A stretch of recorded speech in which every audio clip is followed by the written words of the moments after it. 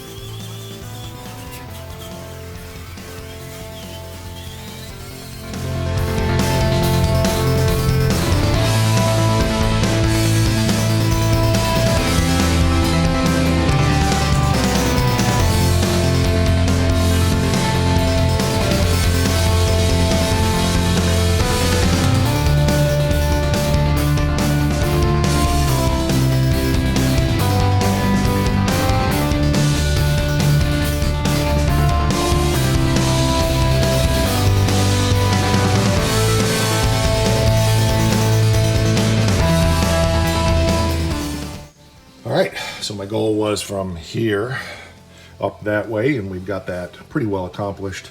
Should do a little more on that cross member, maybe, but I'm going to let that go for now. Yeah, maybe I'll go ahead and do it. We'll see.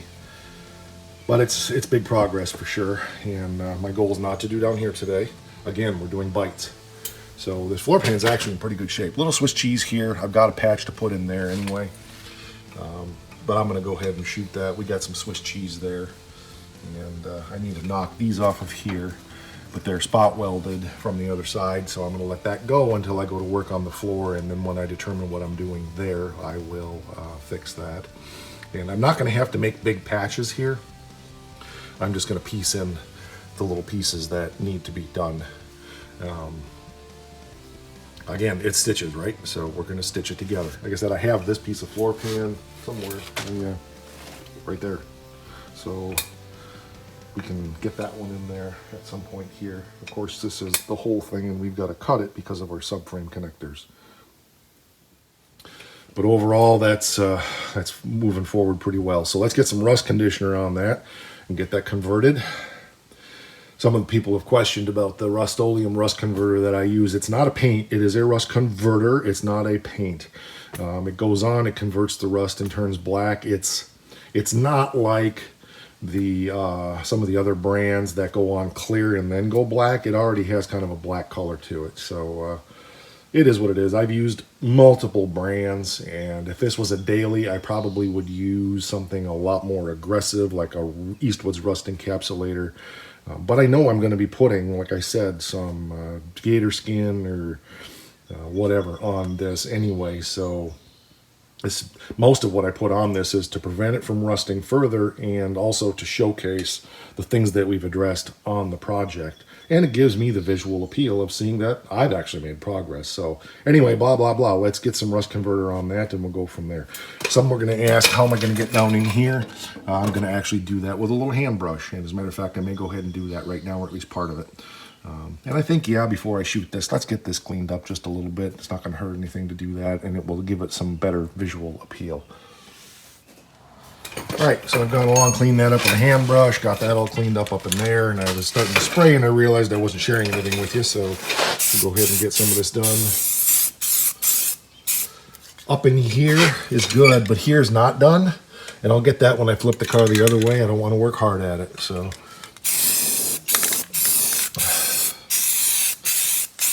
Hopefully I have enough of this stuff. Again, that probably will stay on. I'm not worried about that one. But these seat mounts are going to need to come off. We'll do that when we work on patching the floor. So that's all good.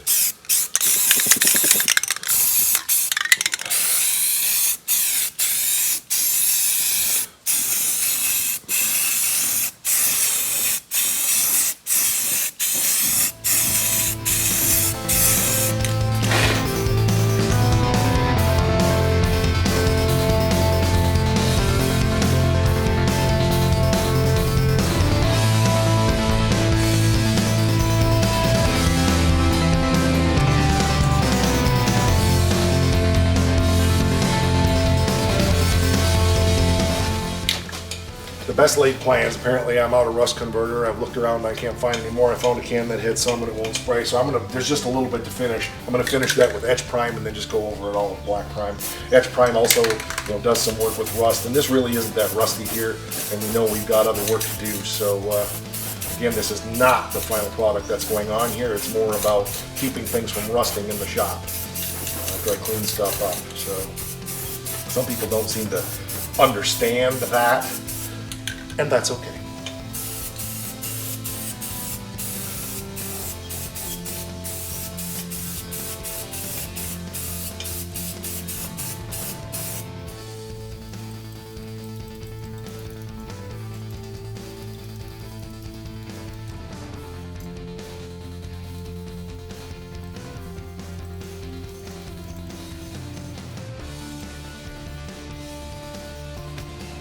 There we go. She just got to dry and be all set for now. So one more bite out of stitches.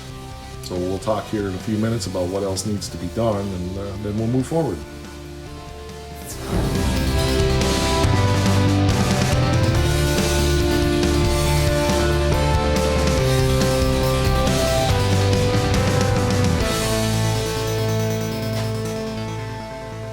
Two mindsets that I struggle with that are a tension for me is doing the little bite and letting it be enough versus tearing into and feeling like, well, I'm already dirty and I've already got the shop opened up and I've already done this. I might as well just go ahead and do as much as I can. But here's the problem with that thinking, and that is, if I don't allow myself to just do little bites, I'll discourage myself from even doing anything, because when you're struggling with motivation and you're struggling to keep going and you're trying to adopt a bite mindset, it's real easy to spend 3 hours or 4 hours or 5 hours doing something like this, where I just spent, I don't know, an hour and a half maybe doing this, probably an hour and a half by the time I run around, find stuff and let stuff dry, and I'm not quite done yet anyway. But anyway, point is, I'll overwhelm myself because I don't feel like I can spare that amount of time to come out here and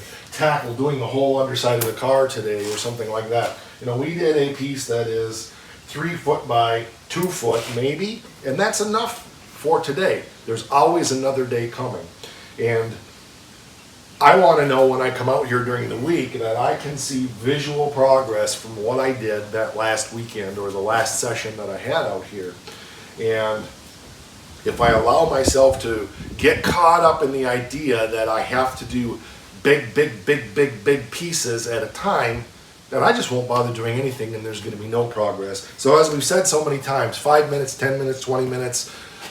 Earlier I came out here and I just put those new cross member bolts in. Didn't have anything to do with the episode. I just thought, well, there's something I can do. And that kind of gave me a little bit of energy to say, okay, let's go ahead and figure out something we can do. I wanted to get that piece of floor pan done as far as just getting it cleaned up and find out its true condition. Now I know where the Swiss cheese is and that part, and we can work on getting that done. I'm not going to be doing a whole lot of fabrication yet because of the weather. It's just too hot. Even doing that, I'm just drenched. It's 90s and 90% humidity, although it is cooling down, which means we're probably going to get rain, and I need to get the cars in here. But I really want to demonstrate what I preach here, and that is, bite-sized pieces, bite-sized pieces, bite-sized pieces. So you can kind of get a picture on the floor pan and what it's like. That just needs a couple of patches. Probably would do some up in here and then maybe one small patch, but the rest of that floor is pretty good. We will get it cleaned up on the inside to get a better picture. A couple little teeny holes there. I don't even know if I'm going to worry about that. One hole down there, which was a plug hole, I believe. That's just needs to, I'll just throw a patch on that. There's some cheese in there maybe, so we may need to put a bigger piece.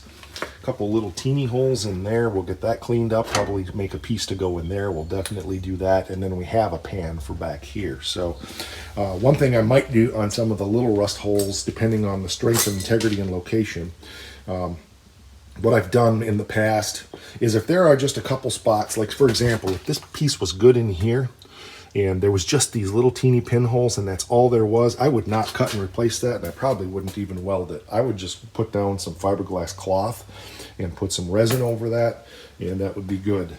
Again, context. Some of your minds are exploding right now and thinking that's cheesy and whatever. Context is everything. We've done that in body shops. When people are trying to save money on a restoration and structurally a car is good, but it's got a couple spots like that, it's no big deal.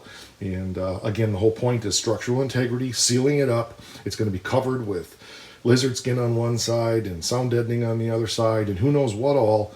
The whole point is a floor pan that's rock solid and doesn't let stuff in and doesn't continue to corrode. As I've said before, it's not about the right way, it's about doing it your way. It's about doing what works. The goal is a car that is drivable, enjoyable, done as quickly as possible, and looks really nice and respectable when you're done, and it's something that you and nobody else are happy with. That's the point of a project like this. This is not a restoration. We are just simply, I don't even know what the word to call it is. It's not a preservation either. We're building a hot rod out of a 70 Challenger. I guess that's probably the best way to say it. We're building a driver quality vehicle that's going to have a paint job on it similar to the 69 Charger. It's going to be a sister car to the 69 Charger for those who are new to the channel. Gloss black, satin black stripe, black vinyl top. Same wheels that are on our 69 Charger over there. Big block, 4-speed. 8 3/4 rear end, 323 gear with a sure grip for those who are being legalistic with me about me calling it posi all the time. And that 323 chunk is over there ready to be torn apart and cleaned up and put together again. It's about expediency. These projects can drag on and on and on and on, just like my talking at the end of an episode. And we don't want that. Well, maybe we don't want the talking either, but we want to get the car done and together and get out there and enjoy it. It's not like we can't go back and make a concourse restoration out of this, although why would we on a car that I paid $300 for?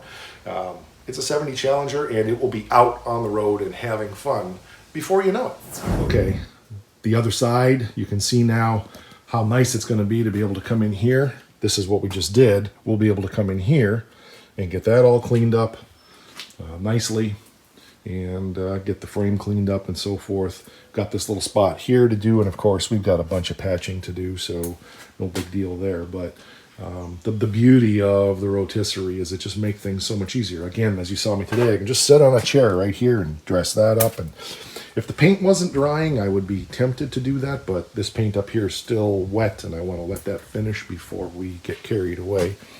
I don't think that's tweaked. Thought that was tighter. We'll have to flip that car back over and see that. I thought that was tighter to the floor there, but I'm looking at it from a different angle, so it probably wasn't. But we've got to make little patches to put in there for that. But, well, that's the piece we're going to be replacing. This whole piece right here, we'll be replacing that with that other piece of floor pan over there. So that'll be good. It's tempted to clean that other one up, but Becky will be home soon and we have things we need to get done today. But anyway, just wanted to give you a view of it from this side. I don't think I've showed it spun this way much because I really haven't spent much time spinning it this way. Well, that's going to do it for this one. I appreciate you watching. I appreciate you just following along with the project and seeing, what can be done one little bite at a time. We just took a nibble today, but it's one nibble that never needs to be done again. Once that dries, and we'll start patching up those floors. Excuse me. Where I'm at right now is I may just tackle some of these little spots as little bite-sized projects and just share with you as we go along. Again, I want to share with you that it doesn't have to be this massive undertaking. If you just keep chipping away at it slow and steady, you'll get the whole elephant eaten one bite at a time. All right, that'll do it for this one. We're over on the Face thing, over on Instant Grandma, /My Car Shop. We're here on the You thing, of course, because you're watching it. Subscribe, hit the bell so you receive those notifications. Drop comments down there. Go over to the community tab, share your stuff, share what's going on. You can go over on Facebook, share your projects over there on my Facebook page. Again, it's /My Car Shop. All right, that'll do it. Oh yeah, rock!